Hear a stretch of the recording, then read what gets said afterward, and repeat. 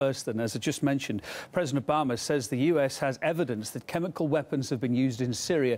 He also said it would be a game changer for the US, although only if it's proved the arms are being used by the government. Let's talk to our New York correspondent, Marina Portnaya, now, shall we? Marina, hi there. That's the crucial thing, a game changer if used by the government. What though if it turned out when the investigators go in, they do a bit more rooting around, that it was the rebels that were using it, if they have been used at all? What then?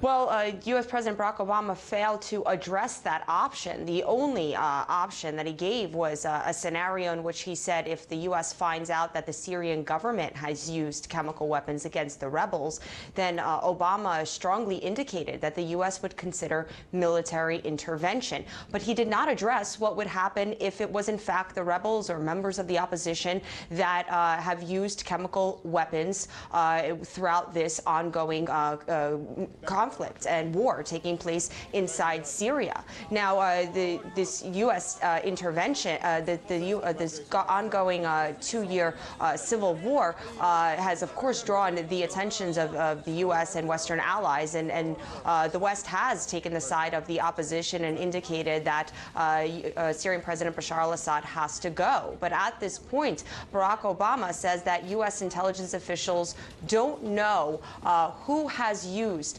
chemical weapons inside of Syria, how they were used or when they were used. The U.S. cannot confirm if it was in fact Damascus who's used the weapons. Now, Obama said that his administration doesn't have a chain of custody that establishes exactly what has happened in Syria.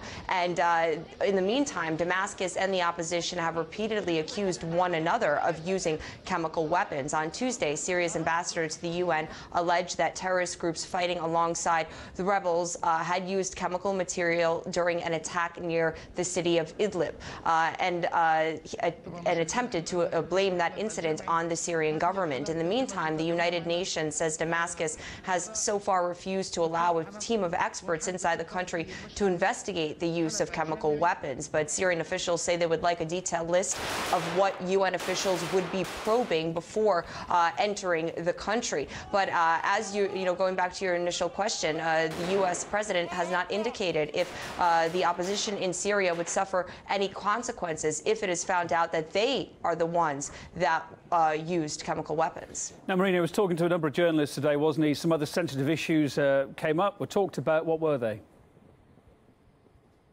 That's right. One of the many sensitive issues Obama addressed was the issue of closing the prison at Guantanamo Bay. He said the idea that the U.S. would still detain a group of individuals indefinitely without trial is contrary to the interests, reputations, and morals of America. But while the U.S. president has shown his strong will to close the prison, he lacks the necessary support from Congress. And that support is what would give Obama the authority and the funding to close the prison. Now, Obama's comments come, of course, as the hunger strike at Guantanamo Bay prison enters its 84th day. This is a story that RT first reported back in March and has continued to cover. We were among the first to cover it. And now, as of Monday, at least 100 detainees are believed to be starving themselves. A reported 21 are being force-fed, 5 of whom are being hospitalized. Of the 166 detainees still languishing at Gitmo, more than half have been cleared for release.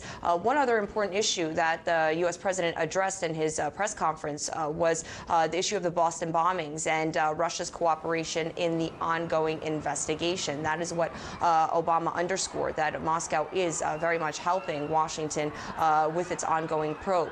Now, as we've been reporting, in 2011, Moscow did warn Washington about Tamerlan Tsarnaev's possible links to extremist groups. Obama said that the Boston bombings illustrate the danger of self-radicalization of possible terrorists inside the United States, and he's instructed his counterterrorism team to figure out what can be done to prevent and/or identify self-radicalization. Marina Portnaya, correspondent in New York. Thank you.